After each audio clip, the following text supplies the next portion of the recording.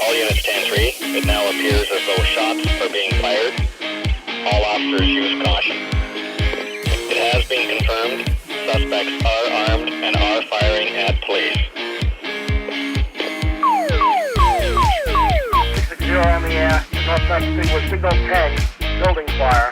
Headquarters. Northwest Sequel Fire Department. 1000 North Broadway. Towards North Park Drive in North Albany. Multiple explosions coming from 661. Unable to get any ambulance, any reach out except for 667. Automatically go to a dirt alarm. Welcome to Scanner School. My name is Phil Lichtenberger, and thanks to my family, my dad, my grandfather, my uncle, I have been in the scanning hobby since about the time that I could walk and probably talk. You see, my family has always had a scanner radio going somewhere in their homes, and my grandparents had one in their kitchen. I remember that vividly while growing up. My father always had one around, and so did my uncle, and they passed their love for scanning down to me. My mission here on Scanner School is to pass that love and a lifetime of knowledge in the scanner radio hobby to you. So if you're new to the hobby or a seasoned user, we aim to bring you something new each week to help you enjoy the scanning hobby. And maybe you may learn a thing or two along the way. If you have any questions or are stuck or need help, need answers, etc., look, I'm here to help you out. It's what I love to do. You can find plenty of help over on our Discord server by requesting one-on-one tutoring or by submitting your questions for our monthly Q&A sessions. And all of those links are down below in the description of this podcast. And of course, you can always go to our website, scannerschool.com. So on this week's podcast, this is a whole session dedicated to all of those who have antenna restrictions. If you live in an apartment, a homeowners association, maybe you are renting and you can't drill holes and put up antennas, or maybe some of you have restrictions such as your wives who will not allow you to deface your home with different types of antennas. I know I went through that for quite some time. And then one day I just started putting antennas up because, it just happened. And that was the end of that argument. But for those of you who don't really have issues with antennas, you kind of forget, just how difficult this hobby can be to those who have to put up with certain types of restrictions. I mean, could you imagine having this really expensive high-end performance car in your garage and have to put the weak octane gasoline in there, right? Come on, you want to put the high octane stuff in there. You want to maybe tweak it up maybe once in a while and put some racing fuel in there if you can afford it, right? You want to be able to let those ponies go, right? You want to be able to fire on all cylinders, so to speak, and just give it all it's got. And when you don't have the good gas, you're not going to get good performance. And if you can't put that antenna outside, well, the same thing kind of happens here. But listen, there's light at the end of the tunnel, and it's not an oncoming train. There are ways to cope with living in apartments, homeowner associations, rentals, or just a very stubborn landlord, our spouses, that will keep us from really, really going forward and putting antennas outdoors. Now, listen, I know a guy personally who not only was renting a house, but could not put anything permanent to the structure. And he had antennas all over the place, outdoors, and was operating like gangbusters, put many people to shame on their permanent installations in his rental house. We'll talk about him towards the end of the podcast episode. But before we do that, we need to ask ourselves, do we really need a better antenna? Take a listen to session number 243 of the podcast to kind of understand that question.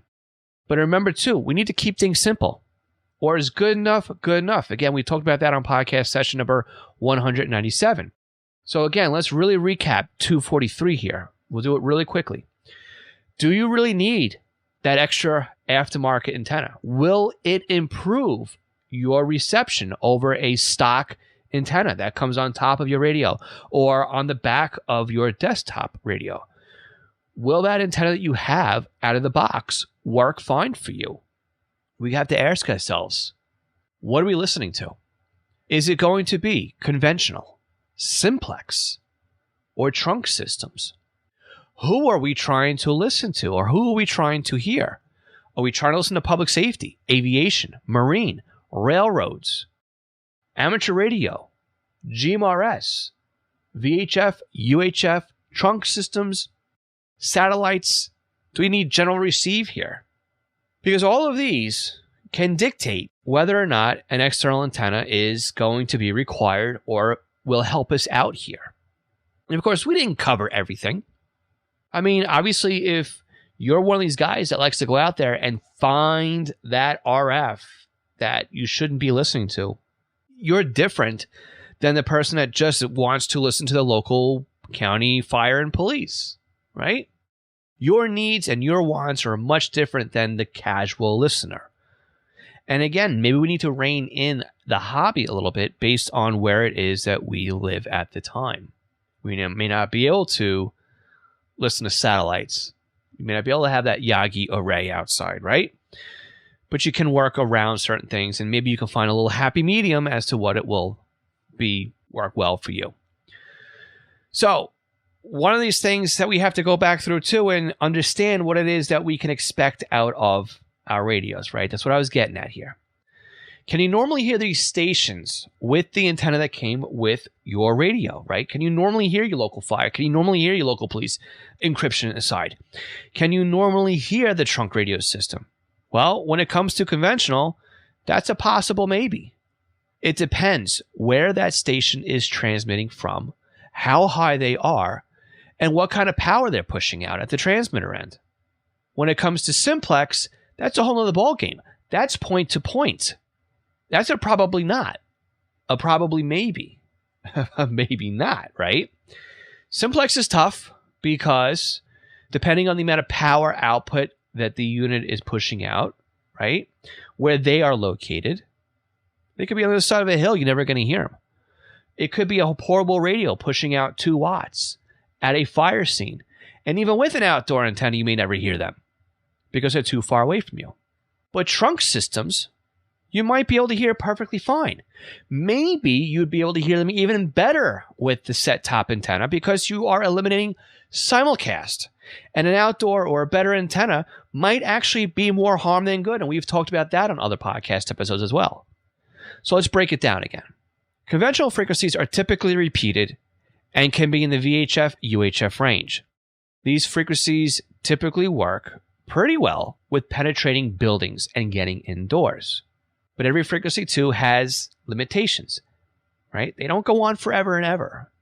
If you're trying to pick up a frequency across town, across the county, or across a county away from you, another county away from you, you will most likely improve your reception with a aftermarket, air quotes here, outdoor antenna, because again, we might have to keep these outdoor antennas indoors, and we're going to talk about that. But with simplex, right, these are point to points. And even on your street, like we said before, with the person at the fire scene putting out 2 watts on a handy-talkie, you're not going to hear them. You're going to have to learn that, yeah, I'm not going to be able to hear them. And again, even with an outdoor antenna, you may not even be able to hear them either. But you got to remember, if you're into aviation, if you're into marine, if you're into railroading, these are typical also point-to-point simplex transmissions where really, you're really going to want that third-party outdoor or that outdoor-indoor antenna because that set-top antenna is just not going to cut it for you unless you're just going to hear the Coast Guard and that's all you're going to listen to. Or you're going to hear the rail dispatcher. Or maybe you'll just hear the planes that are flying directly overhead, not the planes that are 5 miles out or something like that. But if all you do is listen to a trunk system, you might find the antenna that came with your radio in your apartment, indoors, maybe in the basement apartment if you're a cave dweller, right? Might work well for you. Because you have to remember, these trunk systems these days, they are built with certain specifications in order for them to be approved by the purchasing agency. That might be 90%, 95%, 98%, whatever it is that's in their specifications.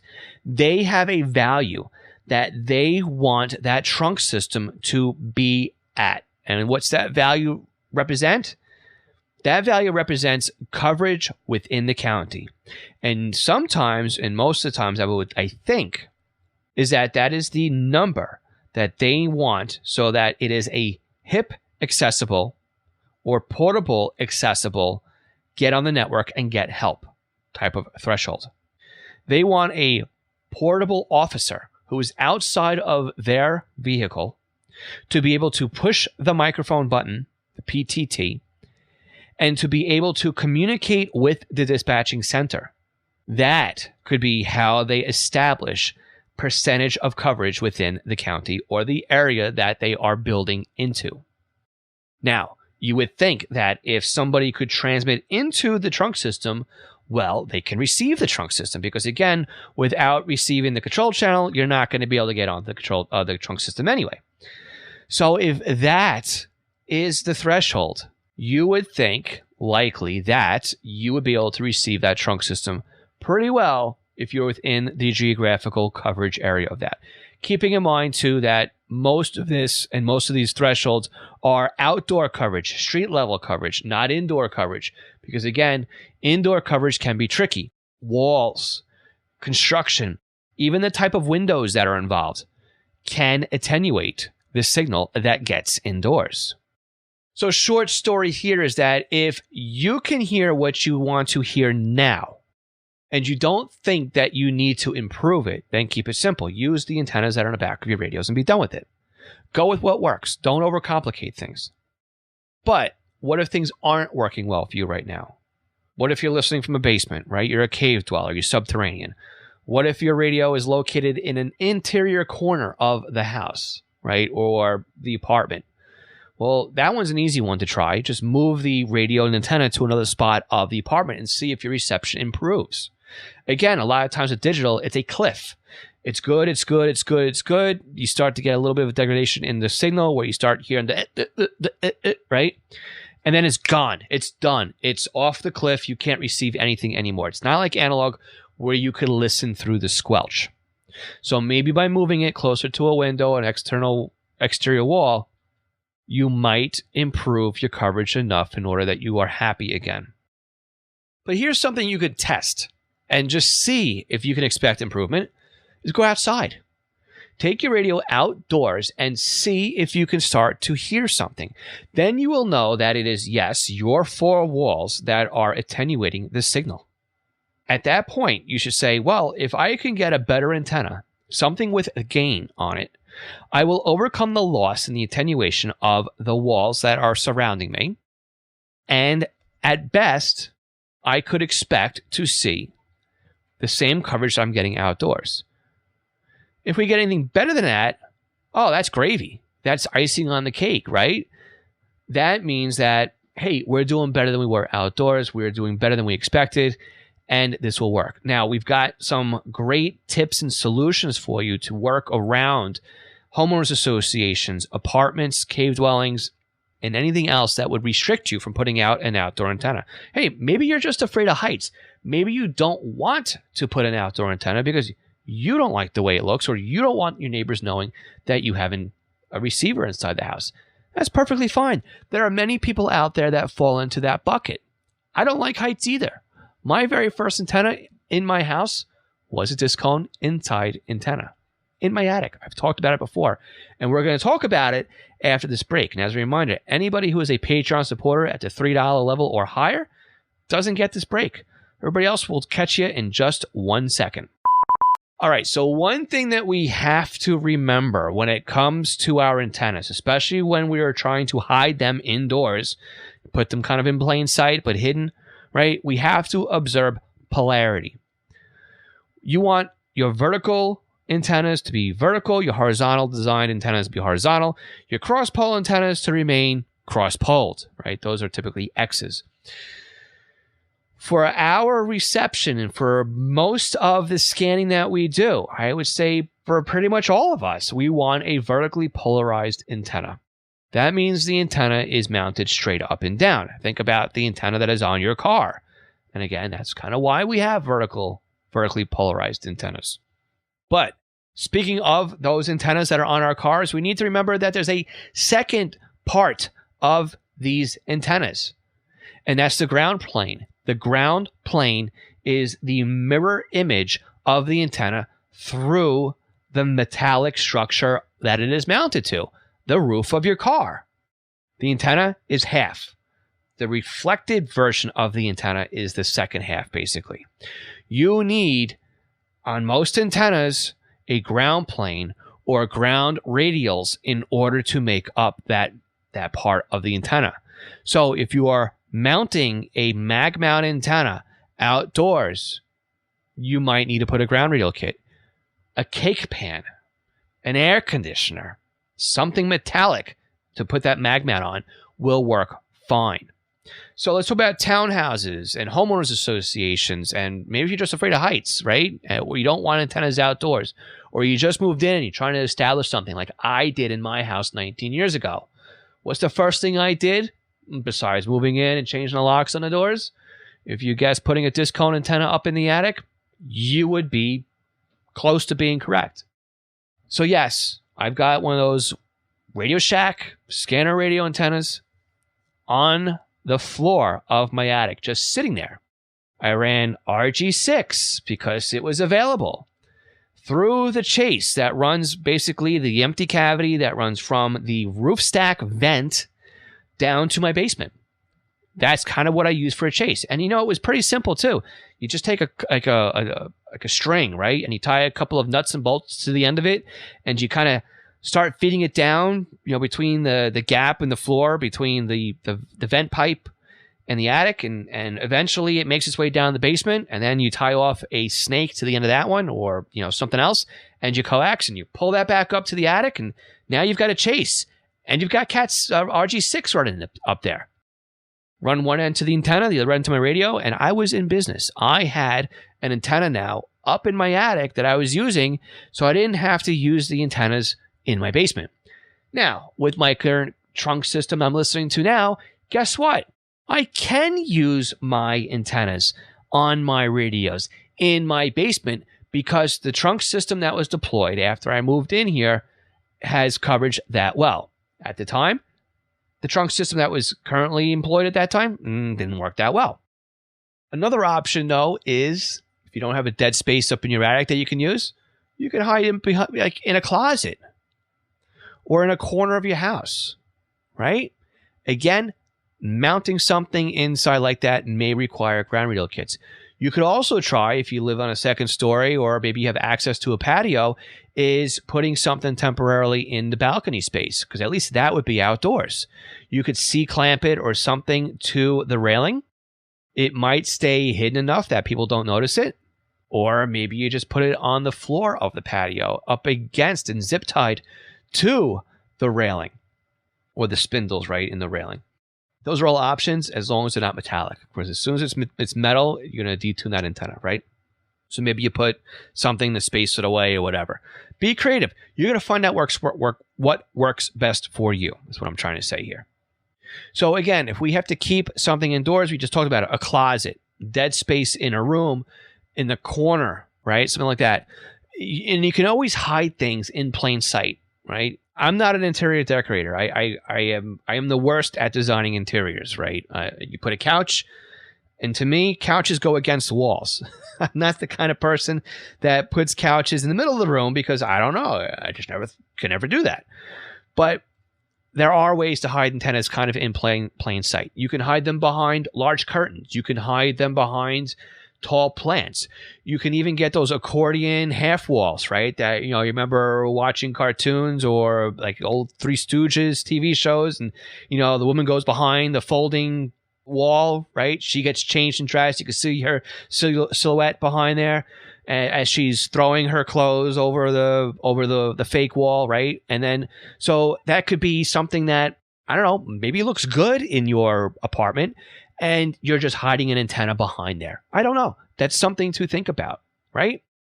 I know some people who are online on radio reference forums, and they talk about antennas by DPD production.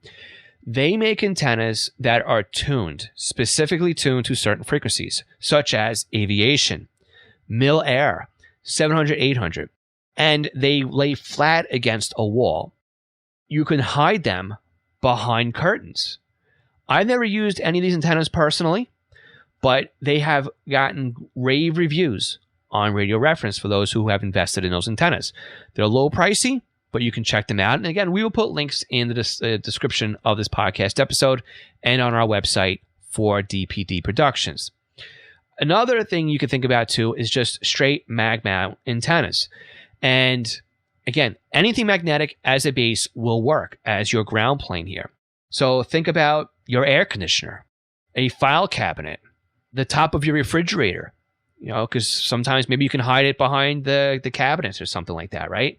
Even a cake pan will work fine as your ground plane.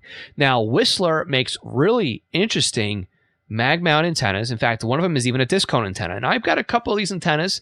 I ordered them probably a year ago. And if anybody is probably not surprised by now to hear that they are still in a box, because by now you kind of know that I like to buy things and keep them in boxes because I don't know, I just never get around to using them. Yeah, so they're still in boxes in my garage. If I ever decide to take one out, I'll let you know how well they work. But for now, looking at reviews online, yes, they seem to work fairly well. And again, we will put links to these in the description of the podcast episode. Now, what about when you have antennas outdoors and you can have access to outside, right? How do you get the coax out there and back in again? Well, MFJ made this great thing a long time ago that would go in a window. And it was basically a piece of plexiglass with RF connectors on it. And you would basically close the window on it, and then that would be your pass-through. And again, I haven't seen that from MFJ in a while, but if we can find it, we'll put a link to that in the notes below. But what I can link to is something on Amazon you can buy. And again, you can use the link that's in the description to help out Scanner School here. But Comet makes a through feed. It's a jumper. It's got SO239 connectors on either end, which are the PL259 female versions. So you may need a couple of adapters to make it work for you. But it's basically just flat coax. It's basically that 300 ohm twin lead. That is enough. It runs flat. You can slam a window on it if you had to very carefully. And that would allow you to then bring the coax inside the house, right? You're not drilling holes. The windows are still locked. And everybody is safe and secure. And you've got RF now coming into your place. That has been a solution that many people have been using for decades upon decades. So that is something that has been tried and true. Again, we'll put a link to that where you can buy it in the description and the notes for this podcast episode. So now you have a way of getting your RF from inside to outside, but what about getting your antennas outside? What if you have permission to put antennas outdoors, but they got to be, ground level, not mounted to anything? What do you do? So for those of you who are in cave dwellers, in basement apartments, a very simple solution would be, again, just get the antenna outdoors somewhere. Maybe you can put a mag mount on a air conditioning compressor, although I don't really recommend that because the compressor could cause RF noise and interference.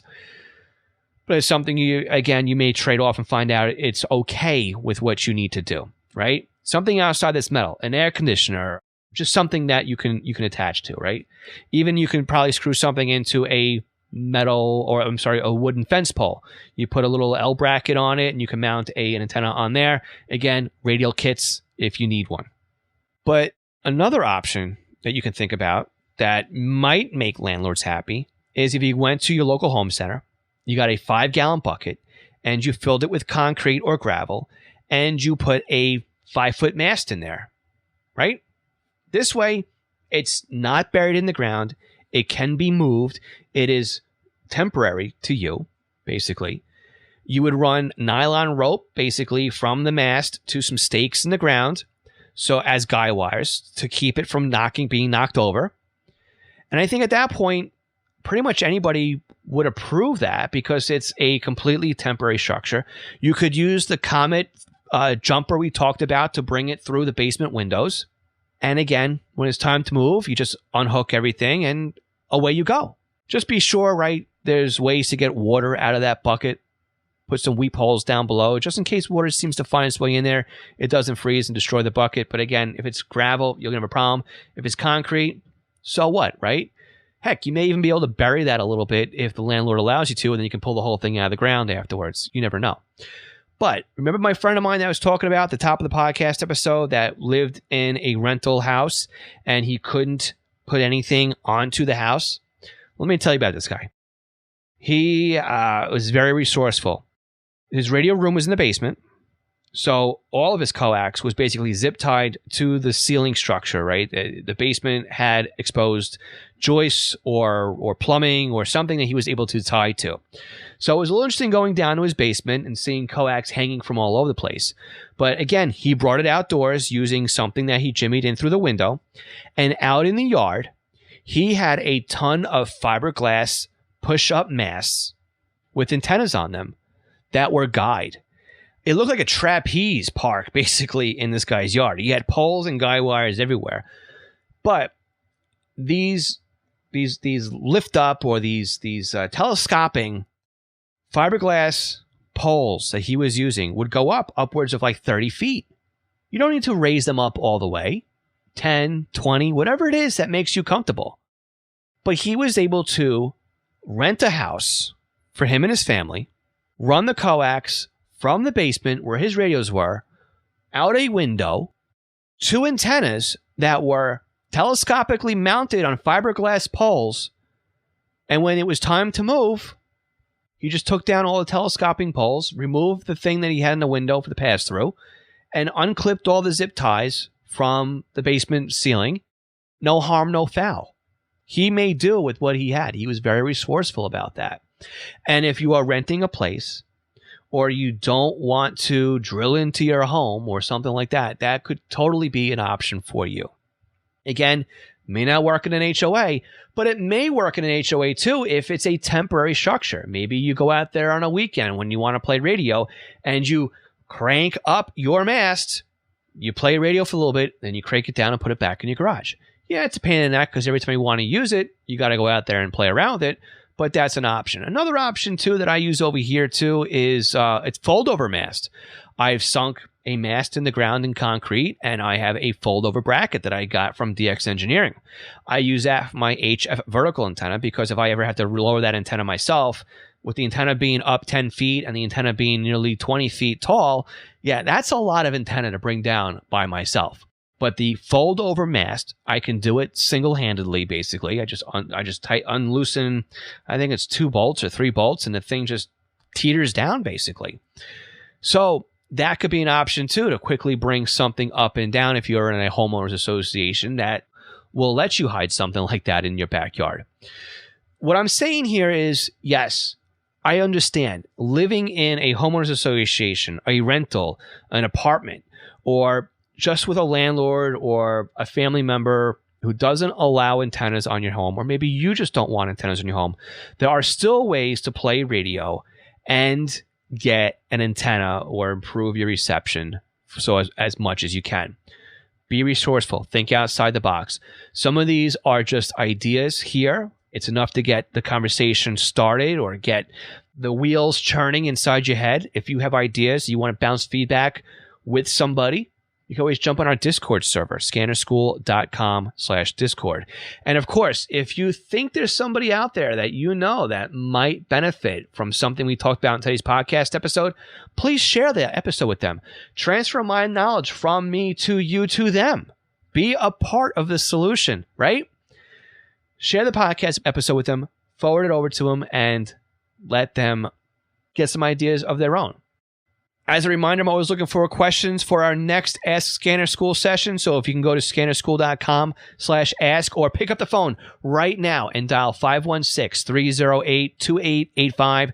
Leave me a voicemail and we will get it answered on an upcoming Ask Scanner School podcast episode.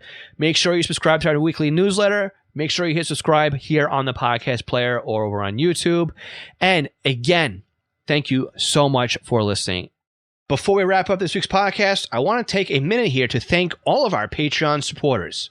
Alan Gonzalez, Arthur Altrak, Arthur Heron, Bill Kay, Bob Brops, Bob Milton, Brandon Sammons, Brian King, Chris Paris, Craig Harper, Dan, Dave Dombrowski, Dave Pasco, David C., Denny Crotty, Dylan Hyder, Ed Walsh, Edward Bramlett, Glenn Wright, Greg Johnson, Guy Lee, I Hate Junk Mail, Jack Haycock, Jacques Berry, James Broxton, James Felling, Jay Reed, Jeff Block, Jeff Chapman, Jeff McLeod, Jenny Taylor, Jim B., Jim Heinrich, Joe Curtis, Joe P., John Cordoff, John Keel, John Sweeney, John Goldenberg, Joshua Robb, Ken Newberry, Kenneth Fowler, Kevin Zwicky, Lenny Bauer, Les Stevenson, Lloyd David R., Mark Beebe, Michael Gorman, Michael Kroger, Michael Meadows, Mike Lopez, Mike Piltz, Nicholas Stenger, Paul Teal, Randy Lee Wright, Raymond Hill, Rich Palmieri, Ronnie Bach, Sal Marandola, Scott Lefgren, Terry Wright, Tim Mazet, Todd Glendy, and William Arcand. Find out more about Patreon and our support tiers by visiting scannerschool.com/Patreon. Thanks again for listening. We'll catch you again next week. 73.